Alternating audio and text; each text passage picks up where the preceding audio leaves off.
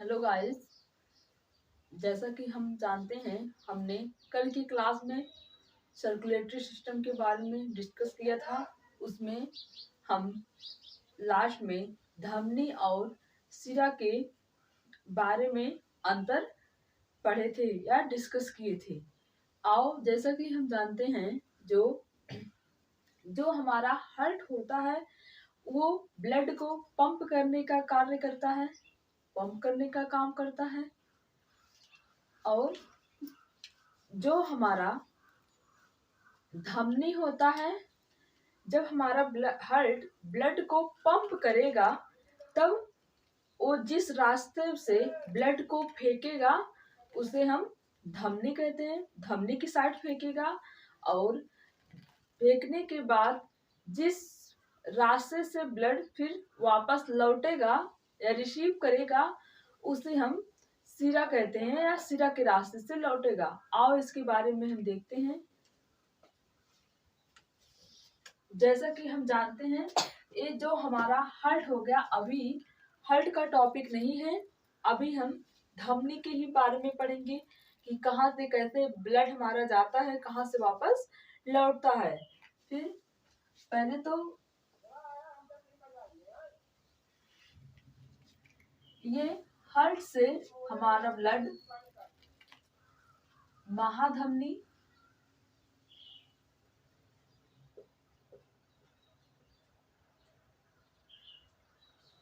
महाधमनी में जाएगा। महाधमनी से धमनी में,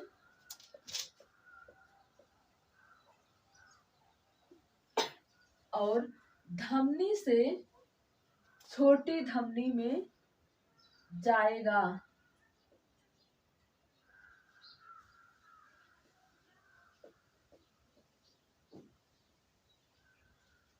छोटी धमनी में जाएगा। पहले हार्ट जब पंप करेगा वो पहले महाधमनी, जो हमारे गले के पास पाया जाता है, इसे हम महाधमनी कहते हैं। इसे इंग्लिश में हम एरोटा कहते हैं। धमनी को इंग्लिश में हम आर्टरीज कहते हैं और छोटी धमनी को आर्टियोलिस कहते हैं। तो सबसे पहले हार्ट से जब ब्लड पंप करेगा महाधमनी, महाधमनी से धमनी, धमनी के बाद छोटी धमनी में जाता है। छोटी धमनी तक यहाँ तो हमारा ऑक्सीजन युक्त ब्लड जाता है जो शुद्ध ब्लड होता है। और छोटी धमनी से के बाद यहाँ पे सबसे पहले कहाँ केशिका में आता है।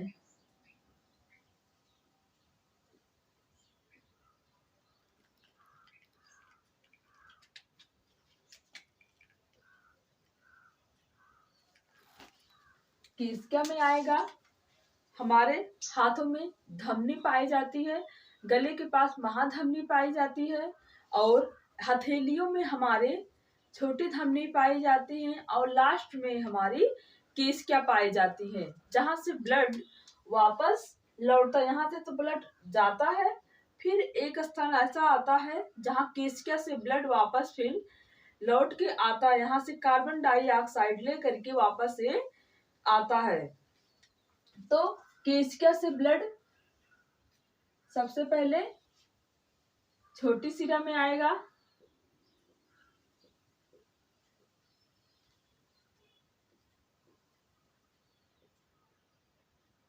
छोटी सिरा से ब्लड कहाँ आएगा? शिरा में आएगा।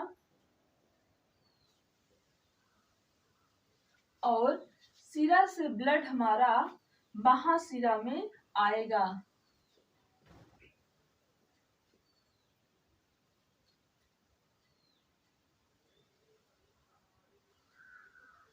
महाशिरा में आएगा और महाशिरा से फिर वापस से हार्ट में चला जाएगा। वह आपस जा करके हार्ट में मिल जाएगा।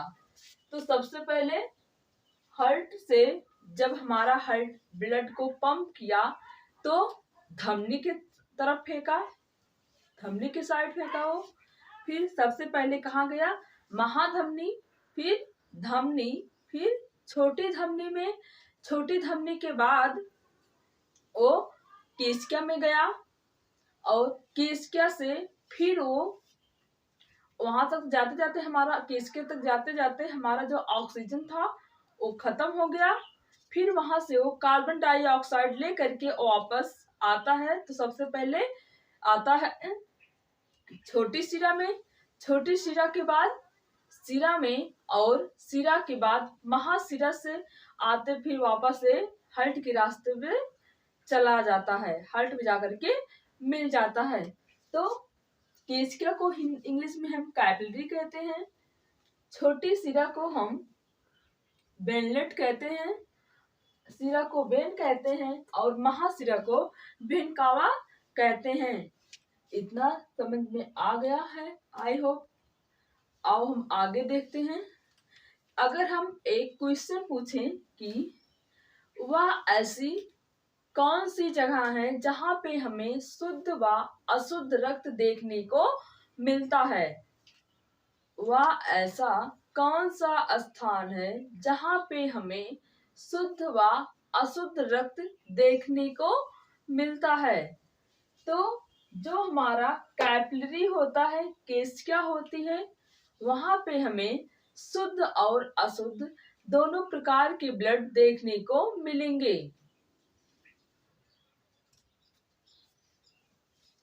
अब हम हार्ट के बारे में देखते हैं कि जो हमारा हार्ट होता है कितने चैम्बर का होता है, कितने चैम्बर में वो बटा हुआ होता है। जो हमारा हार्ट होता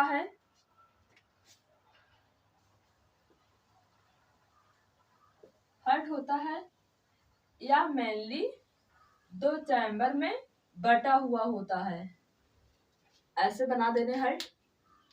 तो इसको हम एट्रियम कहते हैं, इसे हम आलिंद कहेंगे, एट्रियम हिंदी में आलिंद, इंग्लिश में नीचे वाले भाग को हम वेंट्रिकल कहते हैं, जिसे हिंदी में हम निलय कहते हैं, निलय कहते हैं। जब जो हमारा हार्ट होता है दो चैम्बर में बटा हुआ होता है, ऊपरी वाले भाग को हम एट्रियम कहेंगे जिसे निलय कहते हैं, और नीचे एट्रियम कहेंगे जिसे हम आलिंद कहते हैं, एट्रियम कहेंगे जिसे हम आलिंद कहते हैं, और नीचे वाले भाग को हम वेंट्रिकल जिसे हिंदी में निलय कहते हैं। जब हमारा जो हार्ट होता है वो ब्लड को पंप करता है, तब उसे रिसीव करने का काम कौन करता है? तो रिसीव करने का काम जो हमारा एट्रियम होता है, एट्रियम ब्लड को रिसीव करेगा, और जो हमारा निलय होता है, नीचे वाला भाग निलय, वो ब्लड को पंप करने का काम करता है।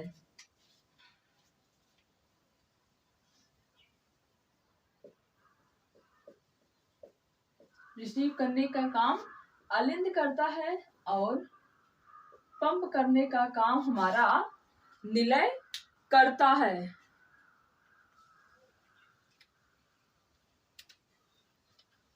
और जो हार्ट की धड़कन होती है, जब हमारा ब्लड आएगा और नीचे से निलय पंप करेगा, तो हार्ट की जो धड़कन होती है उसे एक तरीके से आवाज आती है जिसे हम लब डब कहते हैं, उसे हम लब डब के नाम से जानते हैं। टेक्निकल भाषा में उसे हम लब डब कहते हैं।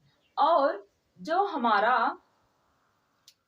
हार्ट होता है, आओ अब उसके बारे में हम देखते हैं कि सरीसृप, उभयचर और मैमल्स के बारे में। अब हम देखते हैं उभयचर।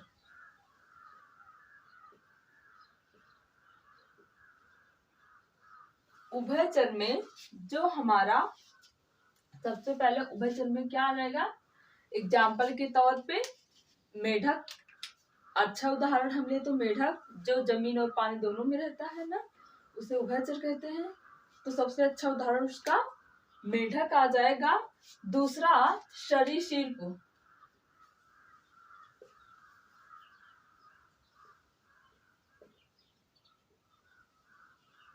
सरीसृप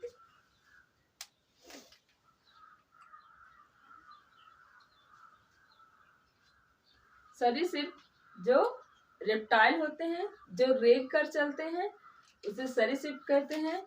उसमें हमारा छिपकली आ जाएगी उदाहरण के तौर पे। तो जो उभयचर और सरीसृप होते हैं, रेप्टाइल होते हैं, इनके जो हार्ट होते हैं 3 चैम्बर के बने हुए होते हैं। 3 चैम्बर के बने हुए होते हैं, 3 चैम्बर्स होते हैं। लेकिन कुछ एक्सेप्शन भी होते हैं इसमें। जो सरीसृप में हमारा मगरमच्छ और घड़ियाल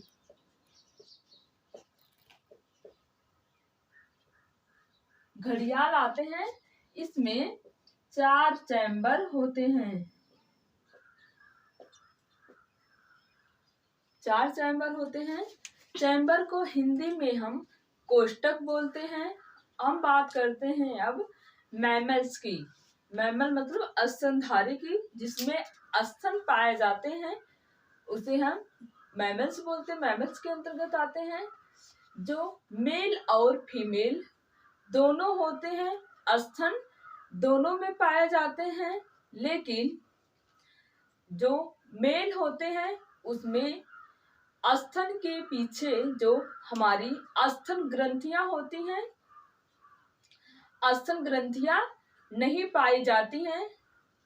और फीमेल में स्तन ग्रंथियां पाई जाती हैं, जिससे कुछ टाइम बाद उसमें थोड़ा उभार आ जाता है। हम बात करते हैं स्तनधारी की।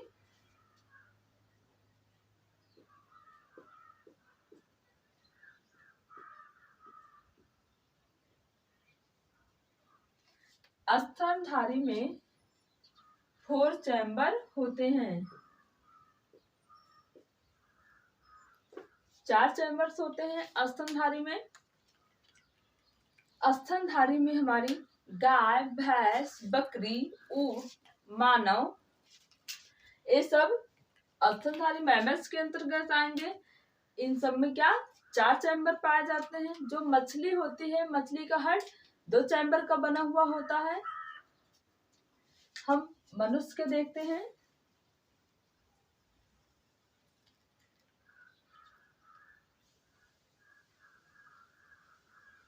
जो